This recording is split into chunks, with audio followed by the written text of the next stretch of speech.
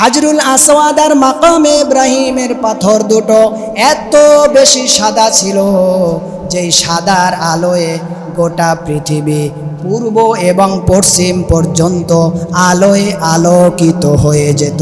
দুইটা পাথর মাশরিকিল আল মাগরিব, পূর্ব থেকে পশ্চিম প্রান্ত পর্যন্ত ধবধবে সাদার আলোতে গোটা পৃথিবী আলোকিত হয়ে যেত।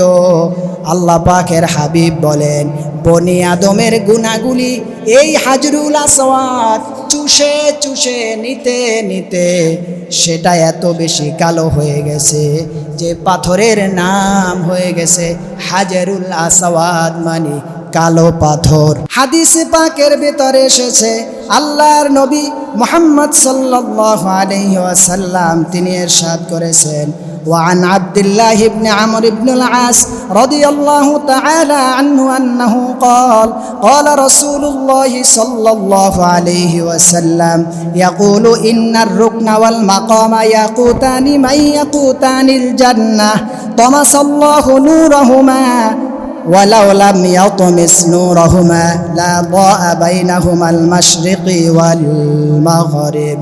আল্লাহ পাকের হাবিবের সাহাবী আমর ইবনুল আস রাদিয়াল্লাহু তাআলা আনহু বলেন, মুহাম্মদ সাল্লাল্লাহু আলাইহি ওয়াসাল্লাম বলেছেন, আল্লাহ পাক ইব্রাহিমের কাছে জিবরিলের মাধ্যমে জান্নাতের একটা সাদা দবদবে পাথর পাঠিয়েছিলেন।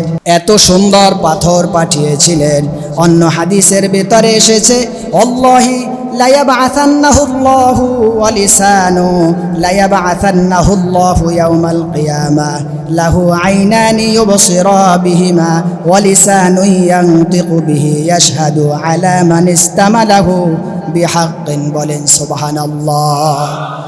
এই পাথরটা তখন কালো ছিল না, সাদা দবদবে পাথর ছিল, এত বেশি সাদা ছিল। হাদিসে পাকের ভেতরে এসেছে, নাজালাল হাজরুল আসওয়াদু আশাদ্দু বাইদাম মিনাল লাবানি ফাসাওয়াদাতহু খতায়া বানি আদম।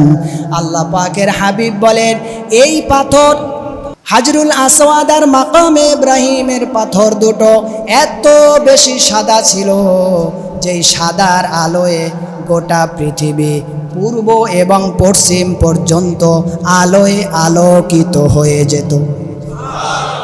আসতে হয়ে গেল না সুবহানাল্লাহ। দুইটা পাথর মাশরিকিল আল মাগরিব, পূর্ব থেকে পশ্চিম প্রান্ত পর্যন্ত ধবধবে সাদার আলোতে গোটা পৃথিবী আলোকিত হয়ে যেত। আল্লাহ পাকের হাবিব বলেন, বনি আদমের গুনাহগুলি এই হাজরুল আসওয়াদ চুষে চুষে নিতে নিতে সেটা এত বেশি কালো হয়ে গেছে যে পাথরের নাম হয়ে গেছে হাজরুল আসওয়াদ, মানে কালো পাথর। সুবহানাল্লাহ। এটা যে সাদা পাথর ছিল তা আপনি আমি জানি না।